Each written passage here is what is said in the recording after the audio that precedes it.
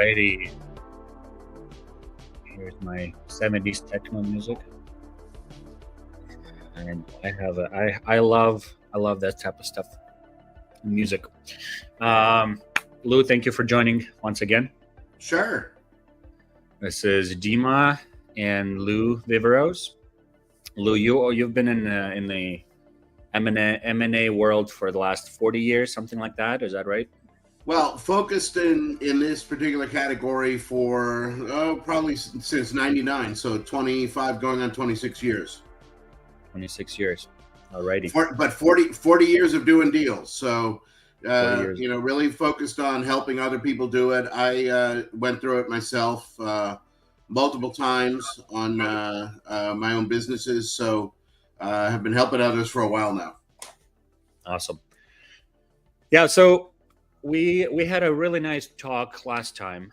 I think we laid a very good foundation for further discussions, and we discussed different models for JV partnerships between different companies, those that specialize in one thing and those specialize in another thing, joining forces together, moving that couch. The illustration that kind of stuck with me, the illustration of somebody's moving the couch from the front end, somebody's moving from the back end, and there is value in both, as long as there's a common goal that both benefit from. So I think we laid a very solid foundation. If you haven't watched that previous video, go and do that. It's on YouTube. It's in my scroll history, so you can check it out on Roofing SEO School. This one in particular, and you saw the logo in the beginning, Roofing SEO Lab. That's our brand new company that specializes in JV partnerships, particularly between roofing world and marketing world. And I've been kind of causing a lot of a little bit of stir lately, and I was trying to kind of push, or maybe at least encourage people to think outside the box, because the traditional way of doing marketing for a roofing company, it's pretty standard. You hire a marketer, you work with them for a few months, and then you fire them. You hire another marketer, and then you work with him for a few months, and then you fire them, and then you do this again and again and again. Maybe you find somebody and you work with them longer. Maybe you work with them a year. Maybe you work with them 2 years. But the standard kind of process is the same. The question that I am trying to raise in people's heads is this: is there a better way? Is there a better way? And I personally believe there is a better way to do marketing, to run a business that in a way that where you can get more for less, or more for more. It's really one of those things where you have to.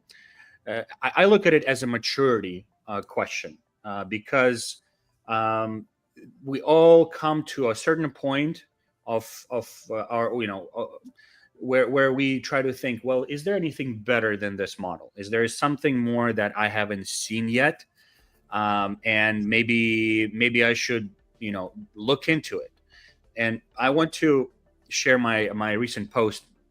I posted it yesterday, and then I kind of made it private, so nobody's seeing it. But I wanted to share it here because I have something. I think it kind of that's the thoughts that I had last night, and I just wanted to kind of get us started on this. That's what I wrote. Most marketers don't eat what they kill. They eat what they theorize. They eat what they assume. They eat what they sell. Eating what you kill means being paid based on merit, on what you bring to the table. That's why most marketers avoid revenue partnerships or equity partnerships. But it's time for a change, because those who eat what they kill eat plenty, and those who don't eat. This is true on the other side too. Solid roofing companies want revenue and equity. I would also include partnerships. They want them for the same reason they want their salespeople paid on commission instead of salary. It's the exact same logic. It's about incentives that fuel motivation and drive improvement. There's no substitute for responsibility and risk. And when you pay, your pay depends on taking responsibility in the purest, clearest way possible. Big things happen. Not everyone is ready for partnerships right away. It's the highest form of collaboration, but also the hardest to achieve. It takes time to build trust on both sides. Marketers need time to prove their ideas that they generate, they generate quality leads. Roofers need time to prove they can sell and manage. But eventually, like all maturing ventures, you must evolve as a person, as a company. You don't have to, but you must if you have matured. If you want to move past the teenage stage and into adulthood, that's where we are. And I talk a little bit about us here. But the idea is simple here. There is a point after which you start questioning, is this really the best way to do this? And is this the only way to do it, even though everyone else is saying that's the way to do it? Is there a better way to do it? Is there kind of an untraditional way of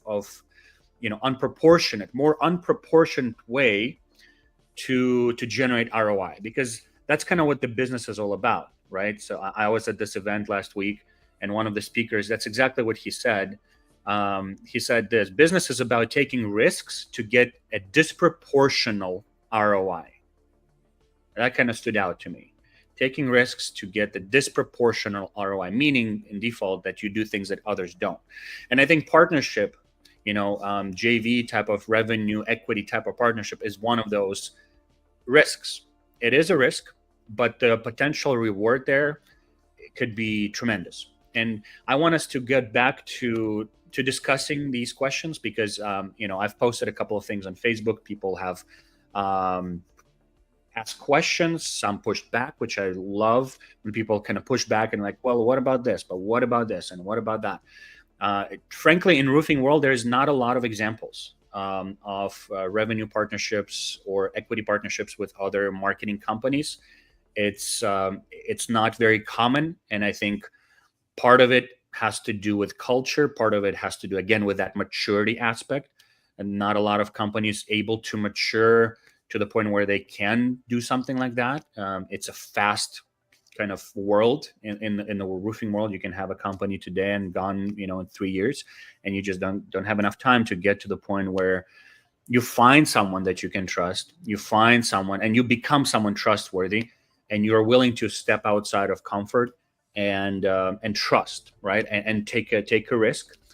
But the question that I want to ask you, Lou, is what's a bigger risk in your opinion?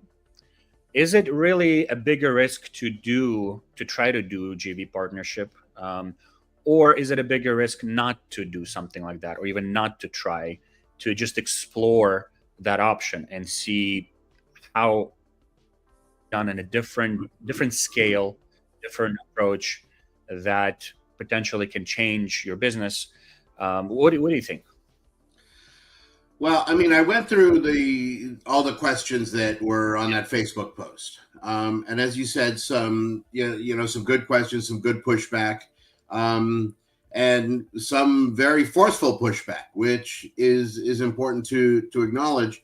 And my initial reaction was that it's important to clear up this word equity, because the word equity is very triggering, right? Yeah.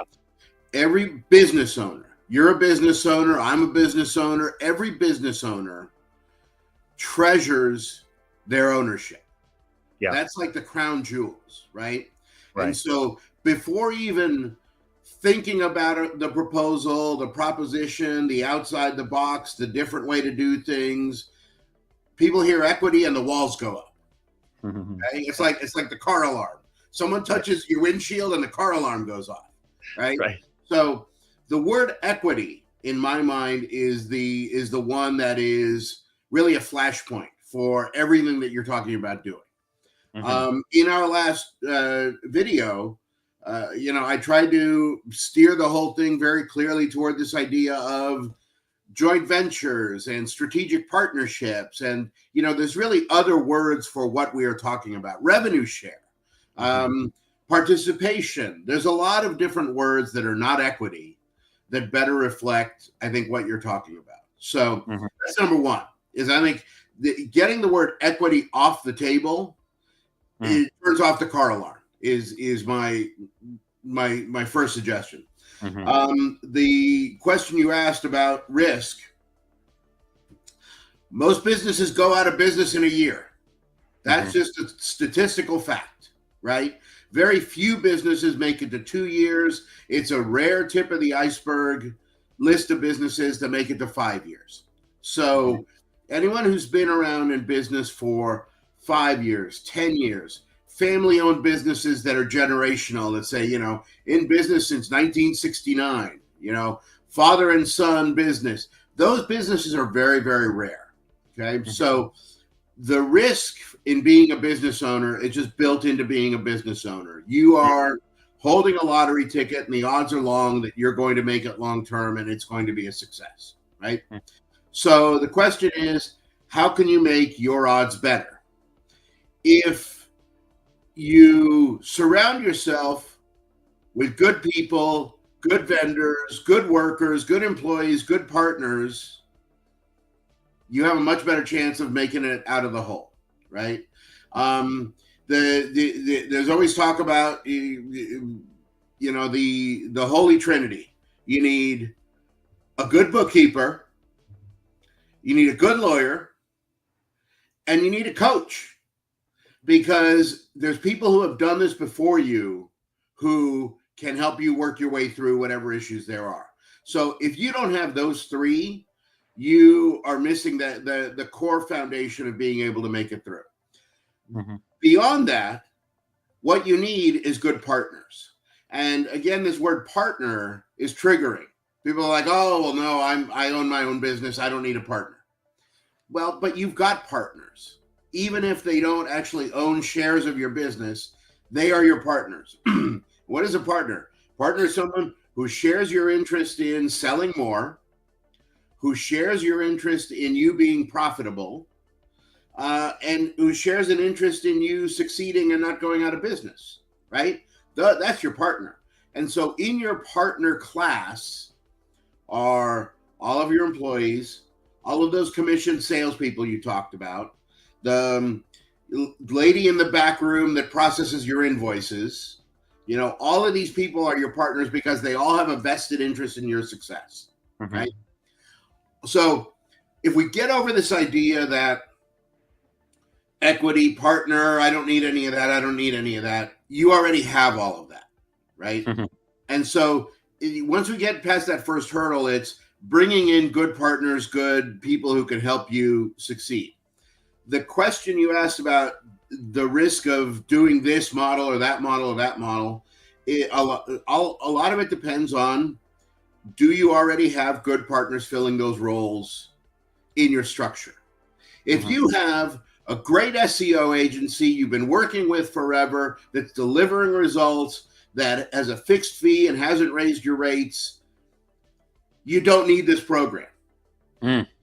So not to speak against, you or what you're doing, but that's not the person that you're talking to, right? That person's got a solution that is a hard solution to find, but if they've got that solution, they don't need this solution.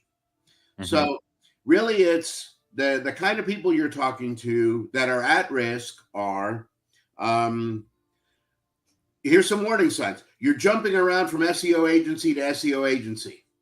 Every 3 months, you're switching agencies. You're constantly asking, what am I getting for my money from your SEO agency?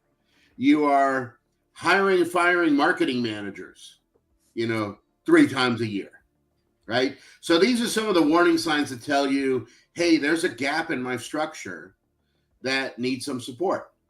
Lots of ways to fill that gap, but at the end of the day, it's finding a partner. And if you can get over that hurdle, then there's lots of ways to structure that partnership. If you think of it in terms of, well, I'm paying salespeople already a percentage of the sale for closing a sale, you can take a half a step to, I'm paying my agency a percentage of the sale to bring me leads, right? Yeah. And in that case, the difference is the salesperson is getting paid a bigger percentage for each closed sale. The agency would be getting paid the same, either for closed sale or increased revenue, or a smaller percentage on leads. Once you've established 100 leads, my conversion rate is, 6%. So 100 leads is 6 customers. Each customer, my lifetime value is, $15,000. So 100 leads is worth $90,000. Then you start putting some meat on the bones of what is this worth to me, right? Mm-hmm. And so if it's a matter of establishing that runway and that data, that's part of your program. I mean, you've got a intro period of traditional agency. This is how we work. You've got that already baked into one of your offerings, where for 3 months you go in and you help people get the business and the structure off the ground. And then you hit that first crossroad, which is, do you hand it over to their internal team and let them take it from there?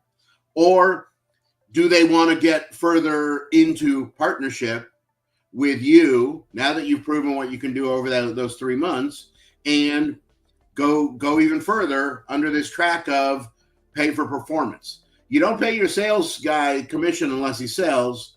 In this structure, you're setting yourself up to not make anything if the results aren't there. So what you're saying is essentially, specifically on the revenue share side of things, roofing companies already do that. They already do that with their salesman. So it's not a weird scenario to expand that philosophy or model to marketing relationships that they have with marketing companies. And again, part of the reason why I'm even saying this is not even about me. It's just also about to educate and introduce different models for roofing companies and different kind of filters and shift maybe in thinking and to see that this is possible. This is something you can do even with your current marketing company that you're working with and you've been working with for years. You can come to them and offer that to them and say, hey, I want to stay with you, but I want to switch our model because, and the because is what I'm also trying to get out of you, Lou. Like what do you think are the benefits of this model? What are the benefits? I think there's obviously a benefit of hiring, just a W-2 employee, as a salesperson, and just have them do the work and they go knock doors and they close sales, but they never get paid on commission. That works too, to a degree. Obviously, that some companies do that, but in my experience, majority of roofing companies they do some kind of a retainer, and then there is a commission from the sale. How is this model? What are the strengths of this model? Yeah. So, I mean, the strengths of this model are philosophically, you have someone who is invested in your success. Okay. So that's not a hard number. You can say this is worth this much, but having someone who is totally invested in you succeeding has value. All right. The nuts and bolts value of this kind of structure is always fixed versus variable, is one of the core components of it. Just like that commission salesperson, it's a performance incentive structure where if I'm not delivering, I'm not getting paid, right? If you're a highly leveraged commission salesperson and you don't sell, you're not going to be in that job long, unless you've got a trust fund or you've got a wife that can keep you. And so part of it is fixed versus variable. If you are okay paying someone $5,000, $10,000, $15,000 a month, one of the questions in the group yesterday was, well, why wouldn't I just hire a great marketing company and keep all my equity? Yeah. Well, but the reason is a great marketing company is going to cost you 10 grand a month, right? So what is that 10 grand a month actually getting you? And it's coming down to, if that 10 grand a month is delivering those 100 leads that result in $90,000 of business, the way we calculated it. Okay, you're paying $10,000 to get $90,000 of sales. Does that math work for you based on your margins? And that's where you make that assessment. If that 10,000 fixed every month, because some months you're going to have 100 leads, some months you're not. Some months you're going to close sales, some months you're not. Whether you do or you don't, if you have that fixed cost every single month, $10,000, $10,000, $10,000, now the math is different. Now the math is, I got to pay that whether I have the leads or not. Whereas in a leverage structure or a partnered structure, no leads, no $10,000, right? So at the core of it, that's one of the biggest benefits is fixed versus variable is the way you've got to think about it. For roofers, when you are doing a job, it's going to start with, what kind of materials do I need, right? And that means I'm going to go measure the roof. I'm going to talk with the customer about what kind of, what quality of materials they want. Do they want, the 30-year? Do they want the 10-year? Do they want super nice, Spanish tile? Or do they want, builder grade, just put something on it, right? Yeah. That's going to drive then your investment in what you go and buy for that job. Okay. So you don't approach it with, hey, I'm going to load up a warehouse full of all sorts of stuff so that I can buy it in bulk and have it ready. And if I can sell it to someone, then I'm getting a better deal on materials. You're going to buy the materials to order based on what you need for that job. Okay. And so that's kind of the other way to think about it is you don't pay for this until it's delivered, until you need it, and until you're actually getting something for it. So those are some of the benefits. But basically, it's not overbuying something you're not using, and fixed versus variable are the two core benefits of this structure. Yeah, I also think there's an element there where the company is playing it safe from the front, meaning they spend a lot less, they risk a lot less upfront, and they will only pay more if there is a result, right? So there is a diminished risk versus paying the $10,000 and not knowing whether or not there's going to be ROI, or even not being able to identify that ROI. So there is maybe a mental kind of a conviction that, hey, if I'm paying 10,000, there is going to be some result, but you don't even know how to measure it. You don't know what it is. And, it's just general branding type of language. And there's no specific KPIs where you can point out and say an ROI, like, here's what I did, here's what it generated, here's the lead, and here's where it resulted in net profit number right here. Right.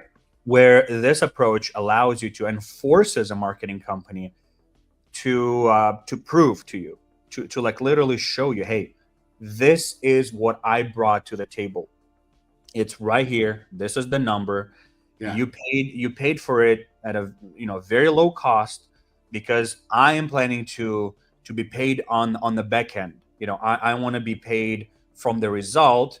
So that's where I'm planning to get the revenue for myself. The initial investment was just to get this to you.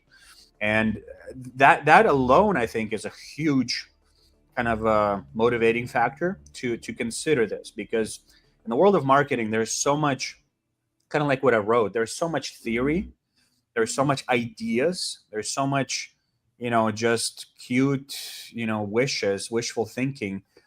but definitely lack of objectivity, lack of hard data, lack of actual numbers that you can show and prove.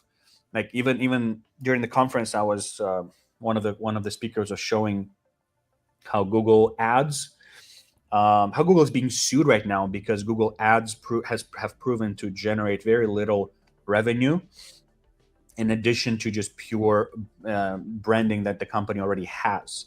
So meaning they're riding the wave of the brand of many companies, and they're getting paid on clicks, but those clicks are not because of the ads, but because of the brand that the company already has.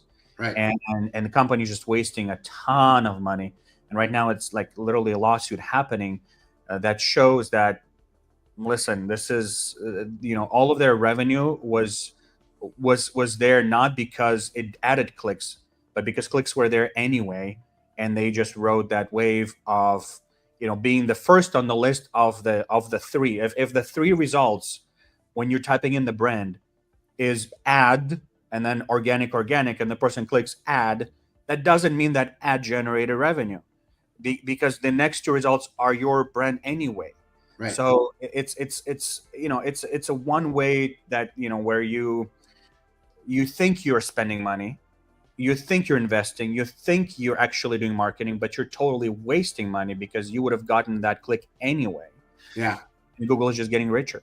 So funny but true is that whenever I'm doing any kind of search, or in particular on Amazon, when I'm shopping on Amazon, and you get the sponsored is at the top, and it happens to be what I want, I will scroll down and find that listing for that product from that vendor, not sponsored, and click that one instead of the sponsored one, just because of that.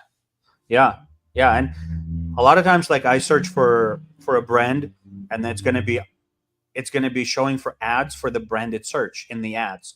And I understand kind of the logic, because sometimes your competitor can start ranking for your brand. That's kind of the strategy for them to steal your clients. But a lot of times that's not the case. You do that if you have to, but a lot of times that's just not the case. But that's where a lot of money is wasted. Anyway, so let me ask you this then, because this was one of the themes in the questions that were on that post.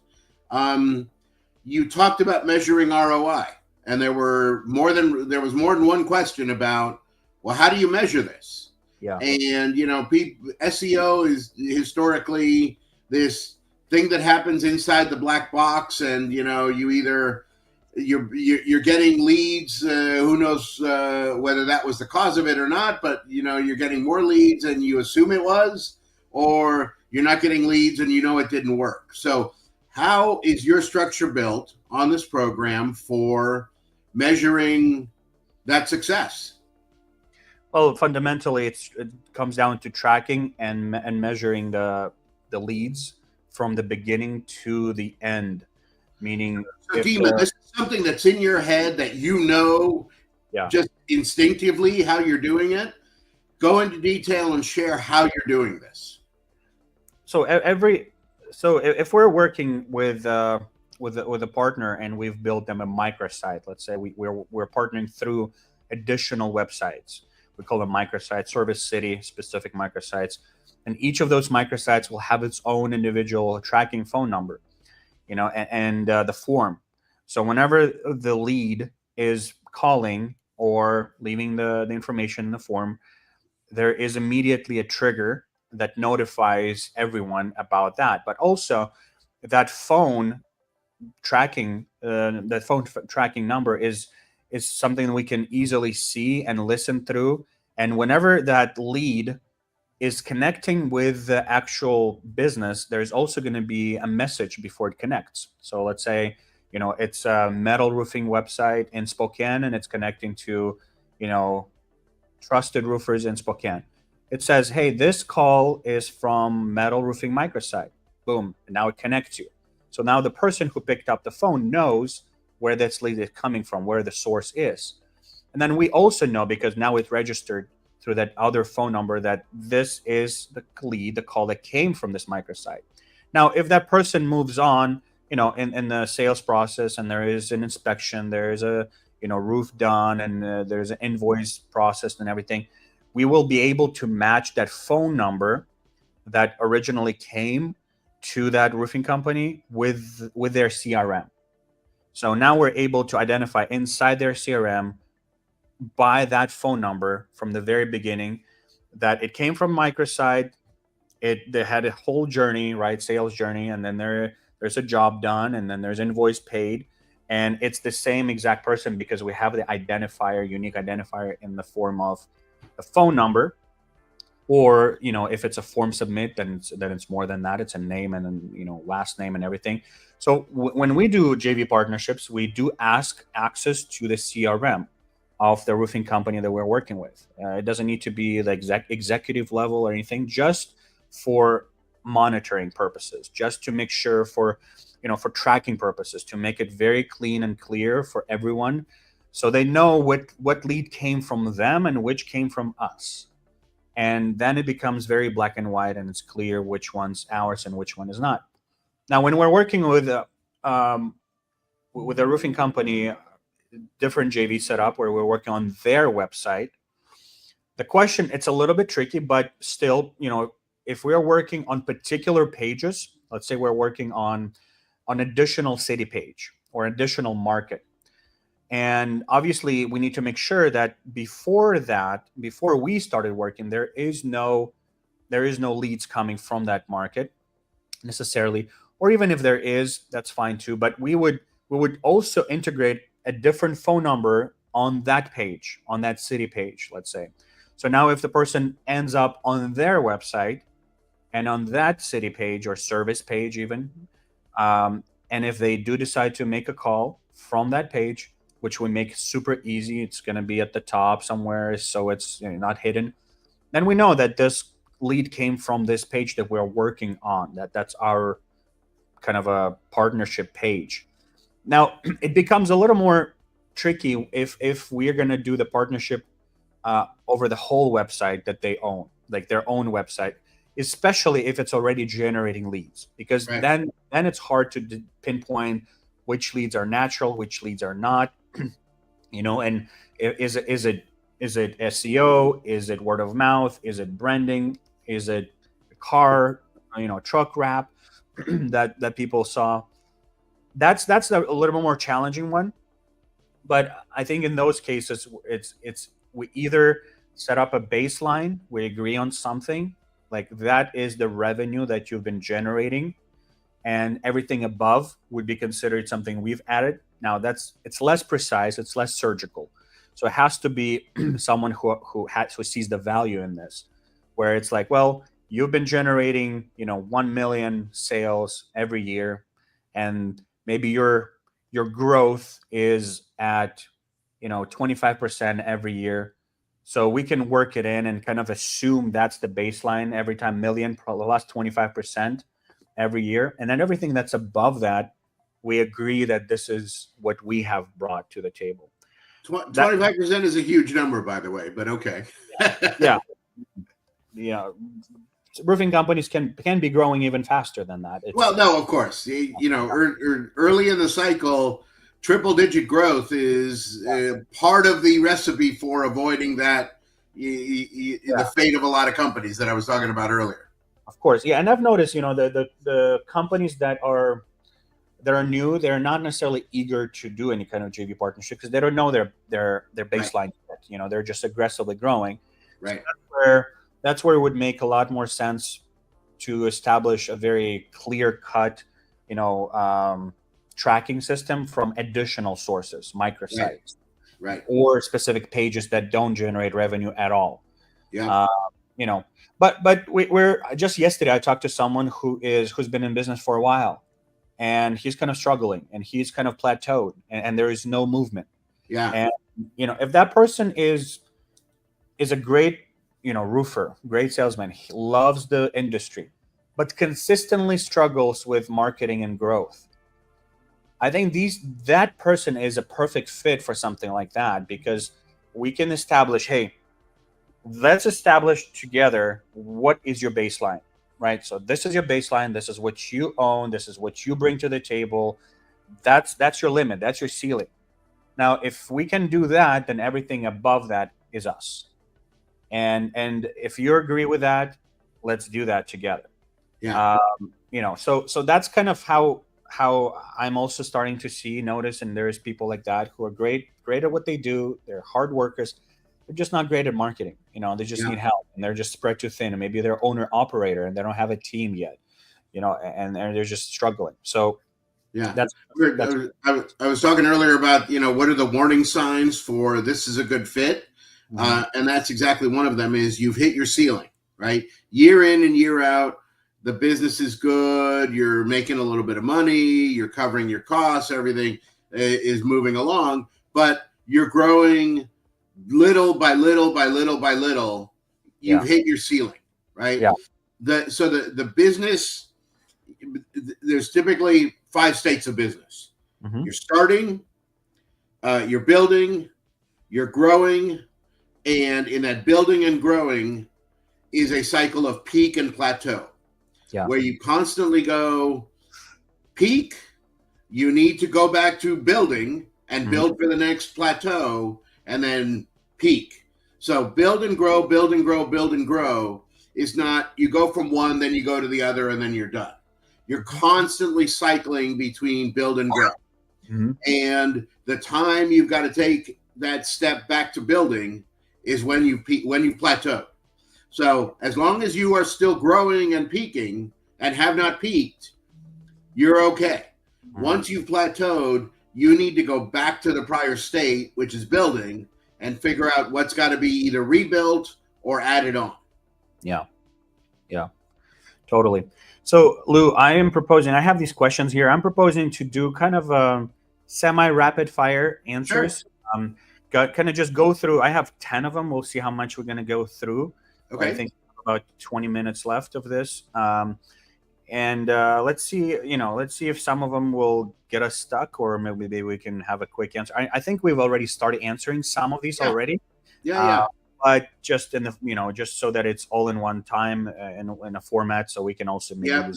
So listen, I can take 10 minutes explaining my name. So you need to reel me in on this. I'll answer them as quickly as I can. Well, you don't need to. You need to rush. But I would say 2 minutes per each would be a good time. But we'll see. Some are more deeper than others, and will require more time.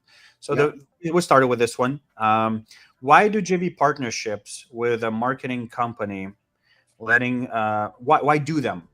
JV partnership with a marketing letting them walk away with a massive return when I could just pay them a fair monthly fee like any other vendor?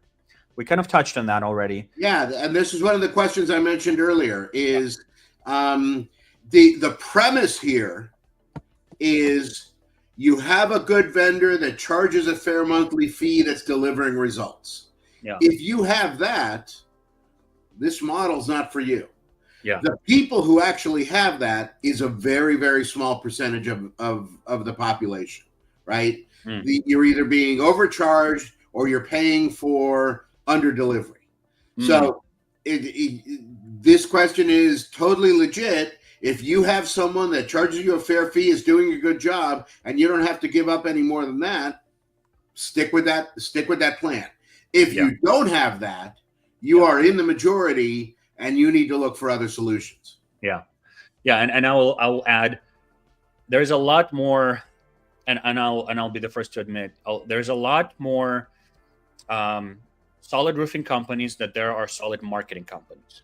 Yes. And what that means is, if there is one girl for 20 guys, right? There is a certain competition that's going on, right? So if you have found that girl and she found you, great, good job.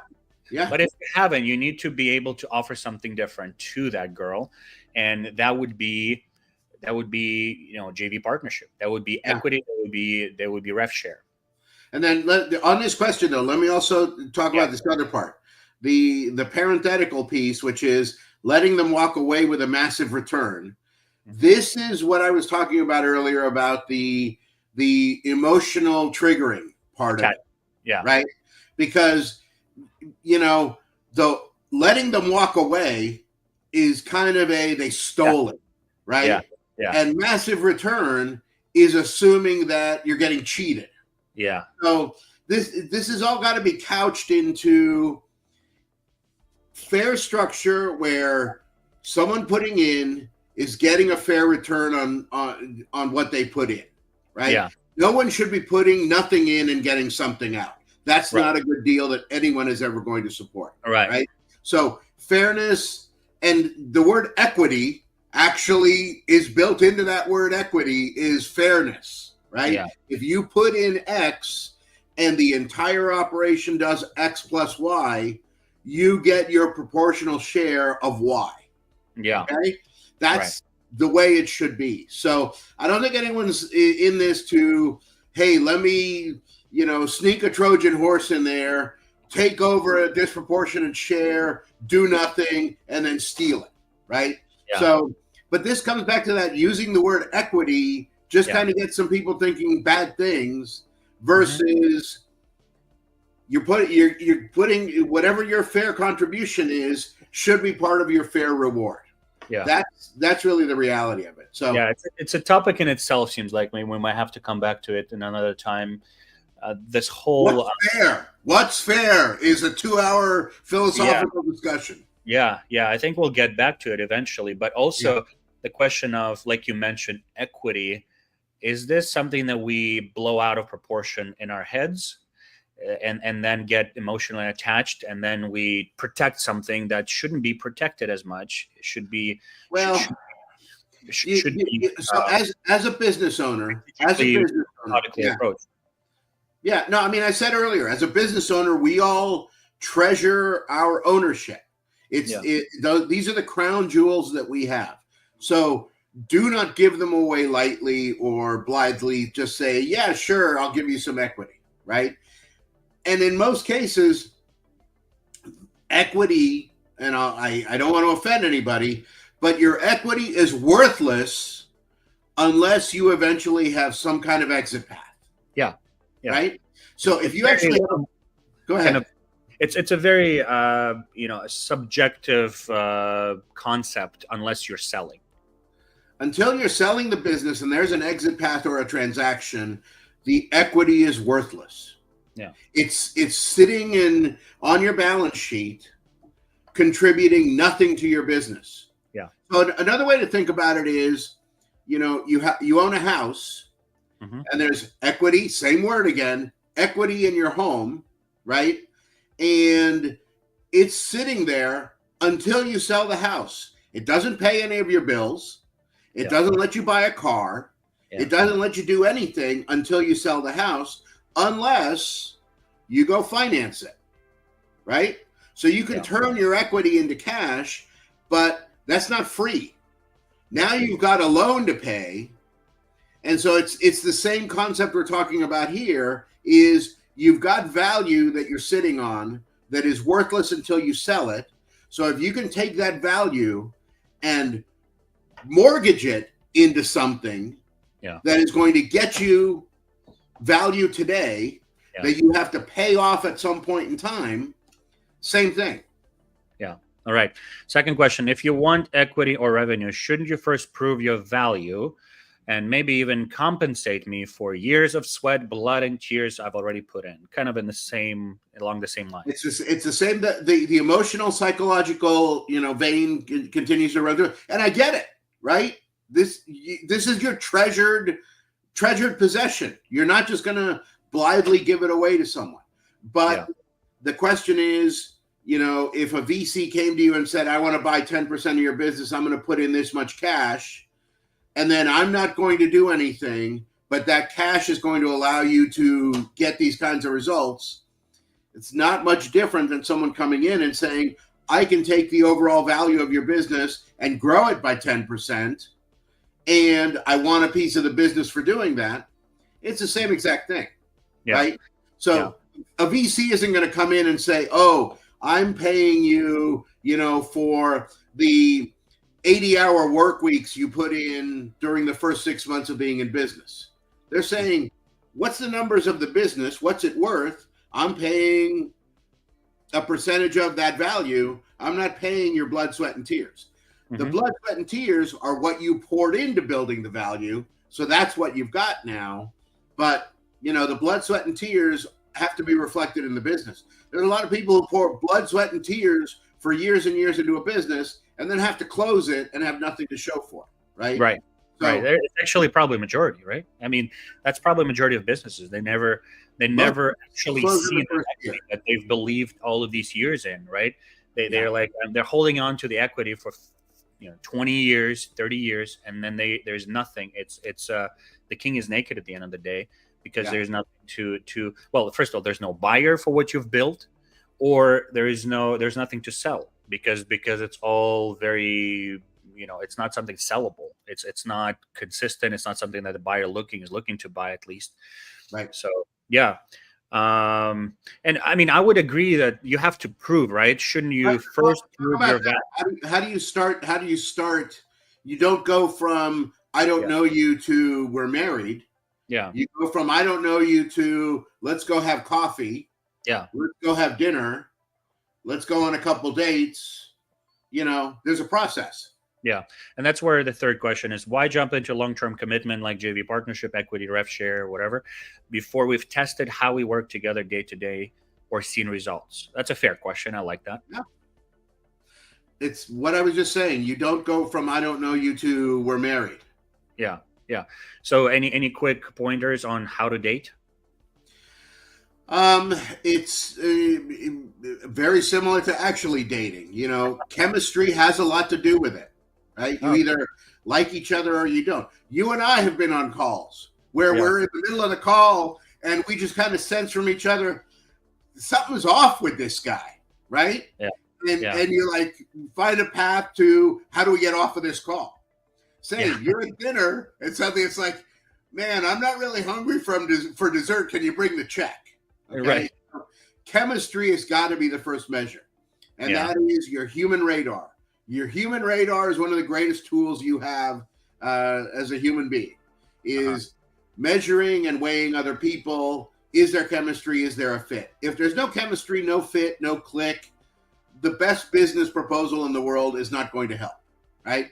So if you have chemistry, fit, you feel, that human radar is pinging correctly, then it starts with little project, bigger project, bigger project. But you got to go into it with the idea of what's our end game. A lot of people who start dating very early on, it becomes clear in their conversation, I'm not looking to get married anytime soon. And if the other person's not on board with that, they're not going to explore it any further, right? They're going to say, okay, good for you. I like you. We connect, but we're on different tracks. Yeah. Right. So getting that from the get-go of, I'm interested in having, someone who can do this for me, someone I can trust. I don't have to spend half my day worrying about this or guiding someone to do it. When you're looking for the same thing, and you've got that chemistry, that's where it starts. I don't know if that makes sense, but that's no, it totally makes sense. Yeah. It's a very good point that it feels and almost looks like an actual dating type of relationship, where there is a development and there is a proof of concept, and then there is a commitment at the end. That's where you're going. That's where you're moving. So let's use this to talk about how your JV structures work, because the assumption that's in this question is you don't do contract work, or you don't do a trial period, or you don't do dating, you don't do any kind of lead up to the JV. How does your structure work?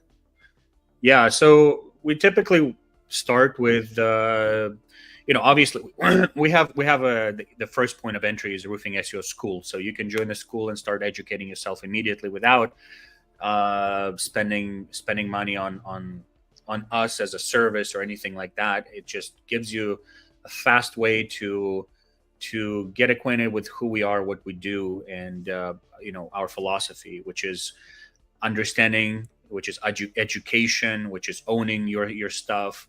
So that's Do it what yourself. do it yourself route. It's $500. That's 600, 700 bucks a month. 500 a month tuition. So you join, and you get access to 35 plus hours of content where you can see exactly how to do it yourself if you have that desire and you have that person. Okay. Yeah. So that's totally legitimate route, and a lot of companies have done it. The second stage would be, hey, I love this school, I love what you're doing, but we need a little bit of help, and that's where done for you first 3 months steps in. So we would do that. We do the heavy lifting for you for the first 3 months of the school, because that's the more of a kind of a time-consuming period, one-time things that need to happen correctly. So we do that for you, and then you continue the DIY. At a much easier kind of cheaper path moving forward. At that point, the tuition for the school is way lower, just because you have invested in that first 3 months. And then for those who love what they see, love the results, love the school, we do then offer, hey, how about we consider JV partnership? We liked working with you.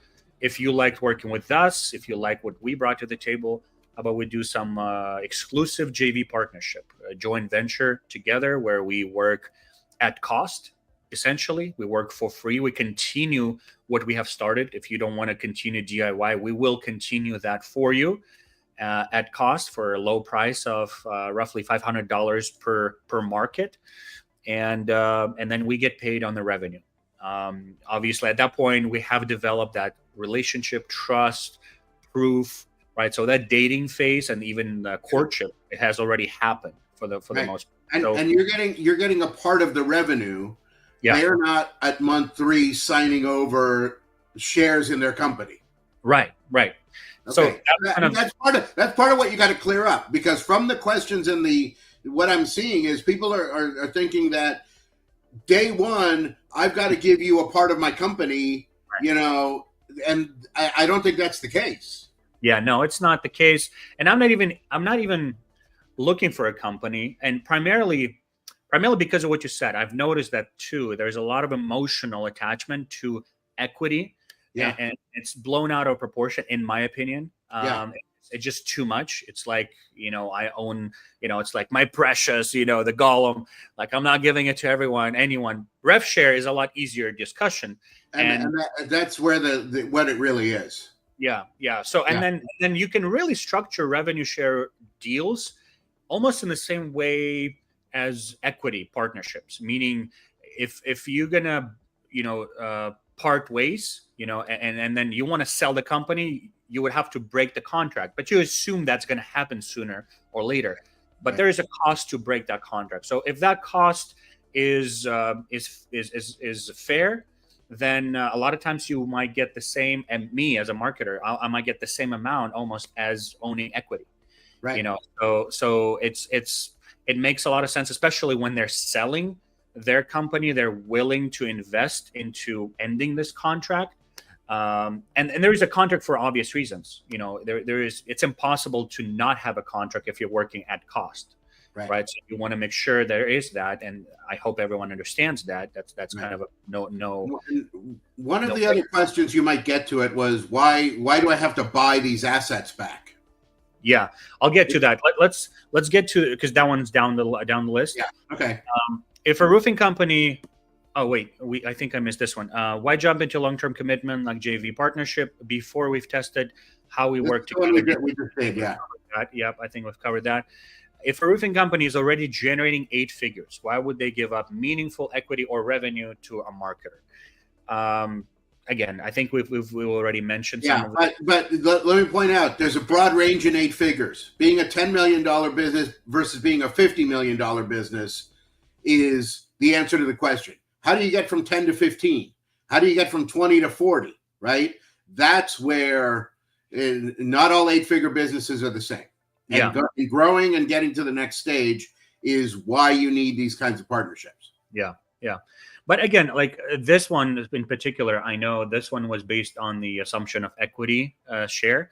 And I still like that concept potentially. Maybe we'll still explore it with some roofing companies if we see more, openness. But the idea here, the assumption here, like you mentioned, is that unfairness is assumed. It's baked Yeah. in. It's like, well, you're trying to rip me off.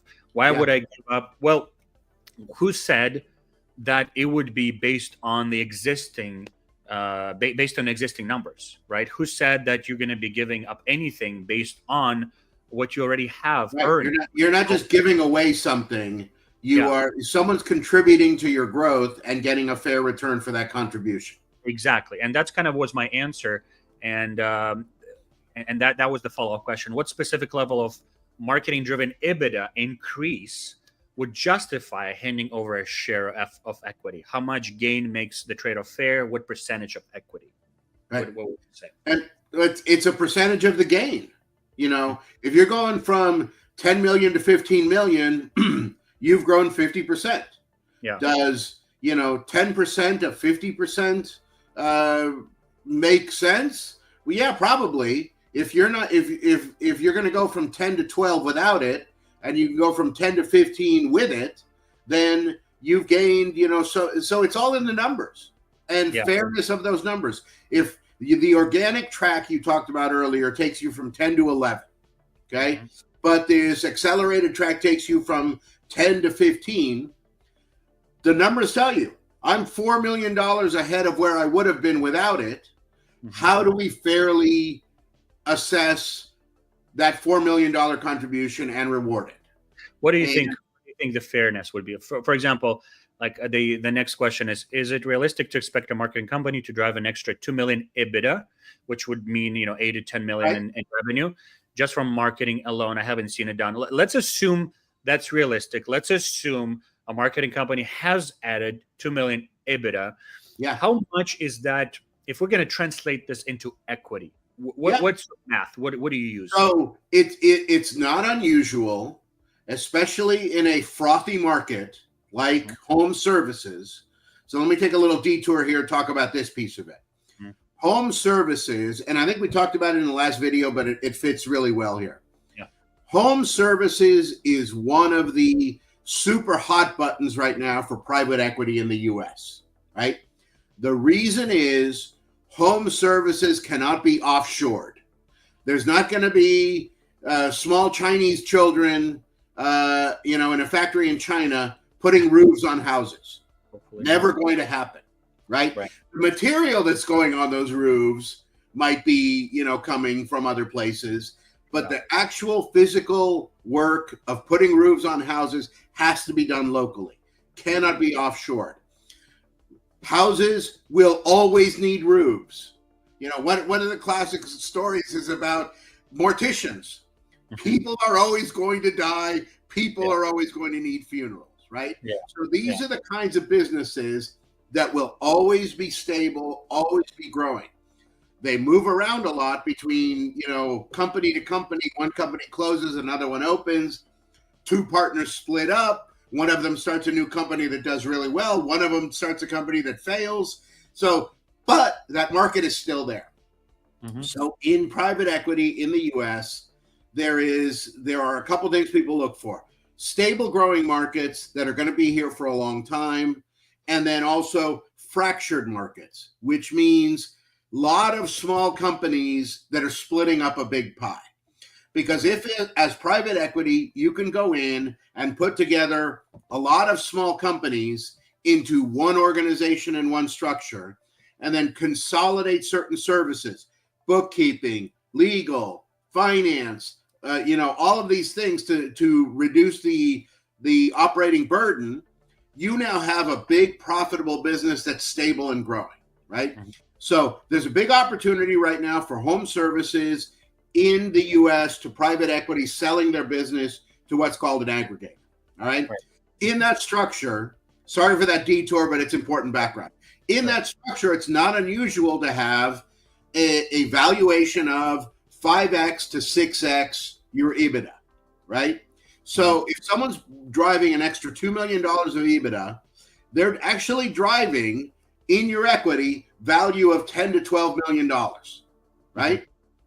So if someone's going to add $10 or $12 million to your valuation and the tracking mechanism shows Dima was responsible for that $2 million, you say, I'm going to pay Dima $1 million, the immediate reaction is, why am I going to pay $1 million for $2 million of EBITDA? That's 50%. Yeah. Yes, but it's 10% of the valuation gain.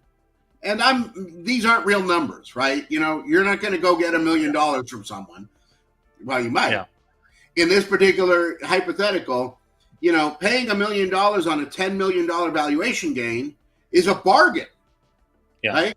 But if you look at it and say, hey, you only grew my EBITDA by $2 million, I can't pay you $1 million, different story, right? Yeah. So what's the value? The value is, if you intend to sell, it's worth $10 or $12 million. If you don't intend to sell, it's worthless, right? Yeah. Other than that $2 million of profit gain that you've got, which is worth $2 million. So in this case, it's a structured, I'm going to pay you, you know, 10%, 15% of that gain, you know, still a good day, $200,000, $300,000, which is a pretty good bargain for picking up $2 million of profit. So you're saying 200,000 from 2 million would make sense when? If you're not going to sell. If you're not going to sell. All right. Well, then I mean, in that case, I would probably prefer revenue, you know, revenue, not EBITDA percentage, because then it's just not as clean when we're dealing with EBITDA evaluations and net profits and who charges what and overheads and everything. But if I was going to be like, okay, I want to have some equity in your business. I've added $2 million to your EBITDA. What is the fair ask, would you say, for a marketing company for equity percentage, equity stake? Yeah. So let's say they're already. But that's the question. What's the baseline? Yeah. If Let's it's say a $100 million company and you're adding $2 million, it's very little. If it's a $2 million company and you're adding $2 million, it's a lot. So what math are you going to be using? Because to some degree, yes, it's a lot, but isn't it based on percentage of the added EBITDA? So it's going to be the same percentage, is it not? So or how is that evaluated? How do you evaluate? Yeah. Let's assume this. Let's assume the company is doing 2 million in EBITDA already. Okay. And then I come in and we add 2 more million EBITDA. Right. What is the fair percentage of equity to share for a roofing company and for a marketing company to expect? Yeah. So this one is more art than science, because adding that EBITDA, they were paying something to add, right? They're paying the cost. They're paying some base cost. Yeah, some ad cost. Well, yeah, but they're paying something, right? Right. Let's say $1,000 a month, something like that. Right. So it comes down from your side. What value did you contribute from your side to that EBITDA? Right. So if you say, hey, I'm charging, cost is $5,000 a month. I'm picking a number, right? And if I had been charging you my full rates, you would have been paying $10,000 a month. Again, just using numbers that are easy to make the example. And it took us 3 years to do this, right? You've now put in 36 months at $5,000 a month is $180,000 of demonstrable value. Right? So that $180,000 of value contribution against the EBITDA you've gained is, I don't have a calculator, but it's like 8%. Okay? Yeah. Is it unreasonable to say, and that 8% is only half of the total value once you take in the baseline, because the original was 2 million, right? Yeah. So now you say, I've got 8% of half of it. Is it unreasonable to say I'd like 4% equity in the business? Probably not. To me, that sounds way too little for me. Like if because now you got 4% of a $4 million EBITDA business. Yeah, I know, but why would I use my processes as a what I've invested, what I've saved? Now you're talking blood, sweat, and tears, man. No. What I'm talking about is exactly. I mean, to a degree, meaning Yeah. meaning the skills that it took me to develop. Right. It goes both ways. You can't argue on one side your blood, sweat, and tears don't count, and then say my blood, sweat, and tears count. It's Yeah. you know Well, I don't think it's completely unjust argument. I think it's a fair argument as long as you justify it, as long as Right. you're able to So justify. it's the formula is always what value did you contribute? Because Yeah. one of the earlier questions was if I could pay someone to do it, what's my alternate path? Right? Yeah. And if the alternate path is paying someone $10,000 a month instead of paying them $5,000 a month, I know my hard cost on this. The problem here, Lou, is giving somebody money is so much far, like it's totally different than actually getting results. Like the roofing companies, they're giving money left and right to marketers and get nothing in results. So it's not so much about put in and put out. It's not a quick, easy solution. It's not an easy task to find a marketing company. So for you to find someone who delivers results, it's like winning a lottery to a large degree. So I think that alone, I think is also important to keep in mind. So the question comes back to you then. What's the value? So if you're saying that all of that is worth $10,000 a month, I don't know, what you need to establish what is that value. Because if you say my doing this is worth $10,000 a month, you can go down the street and pay someone $5,000 a month. You're not going to get the same results, but you can go down the street and pay $5,000 to someone, or you can value me at $10,000. Okay, well, that same 3 years is now $360,000, right? On the 2 million, on the 50%, and so it's coming down to what's the value you are contributing. Yeah, compared to, and that's my biggest thing, compared to other marketing companies, or compared to what a roofing company has done to add these $2 million EBITDA also. So I'm leaning more towards that. It's like, okay, what have we done together to generate these $2 million? Right. And let's identify a proportion, right? A fair percentage of how much you have worked and how much I have. Because a roofing company, they have overhead, they have teams, they have bills to pay, mortgages, and all of that. That all flows into the EBITDA. That's all part of that number. Right. But like there's operational cost to get to extra $2 million, right? So what is that operational cost? That what is it? What did it cost you to get to these $2 million, right? So we then maybe strip away everything operational from both of us. Then we are left with bare numbers, right? Is it going to be? What do you think about that model of removing all the operational costs, looking at the pure numbers, and then splitting that 50-50? Well, no, because I'm going to take the side of one of the people who asked this question in your group. Your operational costs are being covered, because if you're charging them that at cost fee, then you have no operational costs. Your risk is your time, right? You're not risking hard costs of paying for those people. So it's not a 50-50. Okay, let's do the operational costs are covered, but I didn't make any profit. So let's assume that. Correct, but they have paid an expense along the way. They have covered their operational cost and your operational cost. You have not made any profit. All right. They have been losing on that operation for however long it takes to get to this kind of increase. It's got to go into the formula. Right. So here's a different approach. We put those operational investments that they put into the marketing company back into the mix. So we bring those numbers into the conversation. Yeah. So now out of 2 million, let's say operational costs that they invested into marketing company at cost, right? And then their own operational costs. And then we'll look at pure numbers. And then we split that 50-50. Is that more fair?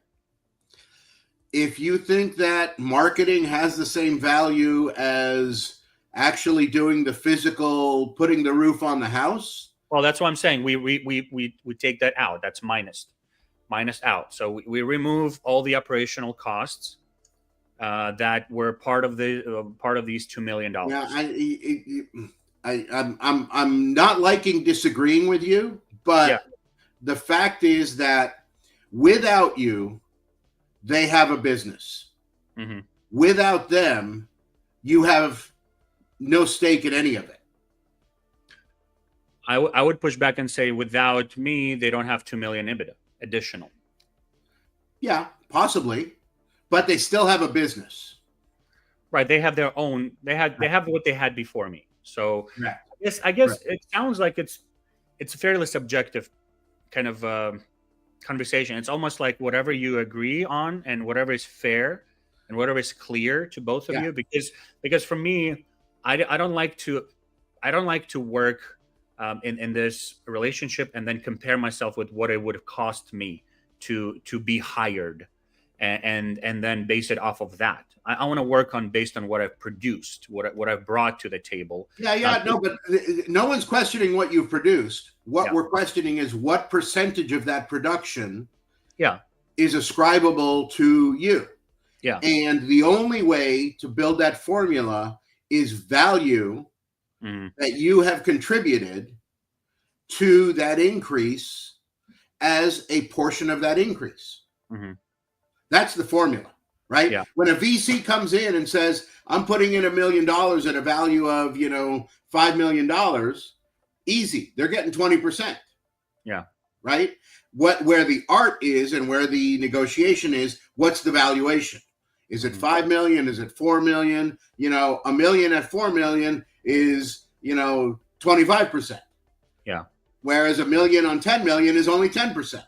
So that valuation, if it's clear that it's $2 million at EBITDA and all systems are working to be able to track it and point to it, then the other part of the formula is what was contributed. In that VC model, it's here was my wire transfer. I can show you the wire transfer. This is how much money. That was the value, right? In your case, it's how are you going to put a value on what you contributed? Yeah. Yeah, I mean, that's the question. So that's why I honestly stay away from equity numbers, and I like to stick with revenue share. Revenue share is an easier model, and it's someone that everybody already understands because they're paying salespeople to do it. Yeah, and then put a percentage that. So the way that I've approached it is the cost to end the contract before you want to sell the company, or just if you want to go solo again. But the cost to break that contract is 50% of revenue that we have generated in the last 12 months. Okay. So that's kind of where I've tried to come up with an alternative to net profit or equity or anything like that. It's just 50% from the last 12 months that our efforts have generated. And that is still quite low, where if you're going to sell that additional EBITDA, you're gonna make a bank, but because of the efforts that we've added, and assets that we've added and EBITDA that we've added to your business. So that's kind of how we've been working. So I just like to play with some ideas with equity, because equity is coming up more and more, and I'm like, okay, well, how about this? What about this? And I love you pushing back, because that sharpens me and gives me an perspective, because nobody else is talking about it. So it's we'll have to kind of work it out. So the industry doesn't matter, the market doesn't matter, the formula is the same. Someone's contributing value. Yeah. That value is multiplying into bigger equity in the business. Whatever that incremental equity that was driven from that value needs to be rewarded at a rate that's value against increase. Right? Yeah. Awesome. I think we're gonna wrap up on this one. We'll maybe get to the other ones next time. But listen. So just because you were just talking about it, one of the questions that was an important question was, why am I having to buy my assets back in that model you just talked about, where someone wants to go sell the business? And the answer to that question is, you have built all these assets that are part of what they're selling, which is the microsites, et cetera, right? And you have built those at a cost of your not making any money on it, with the idea you're going to have revenue share on those sites for an extended period of time. If someone suddenly wants to take those sites and sell them as part of their business, you are giving up any future revenue from those sites that were part of the reason you built them. So it's a trade-off where they're not buying the assets, they're buying you out of your future revenue share from those assets that you invested in. Right. Because my investment, and that's an important one, I am investing, meaning, yes, they cover the base cost, but my investment is lost opportunity. My investment is time. Yes. And so that is an investment. And to me, in my mind, it's the same as money. Time is money, and me not working for profit right away is the money that I'm leaving on a table. So and instead working for building an asset that's going to generate revenue with future sales. Right. So you build these for long term. You build them for long term, and if in your mind you're going to have 2, 3, 5 years of revenue share from this website, and after a year someone says, "Hey, I've got an offer to buy my business because they love all my websites." Yeah. Someone's got to buy you out of that. Yeah, for sure. And in our agreements, we usually ask for 3 years minimum. Yeah. So we don't want that to happen earlier than 3 years. And after 3 years, that's an option. You can buy out buy out us out of this contract, like you're saying. And then because my goal is to build assets that's going to generate revenue for the next 10 years, 20 years, right? So this way I'm losing that revenue. So there needs to be justification to buy them out, because you are doing that as a roofing owner to sell these assets to the buyer. So you're not missing out. You're selling them at 6 times 8 EBITDA, or 10 times EBITDA of what they have added to your business. So, all right. Well, Lou, thank you for your time. I think we're going to wrap up here. I think we're going to do another one next week. And if you're watching, drop more of your questions. We'll love hard questions. Nobody's talking about this. We want to be the first ones, because I think this topic is absolutely underrated. And we don't always agree. Yeah. I love it. That's how we grow. So that's only going to improve the industry and lift it up to the next level. So thank you for your time, Lou, and everyone else watching. Have a good day. Bye. Take care.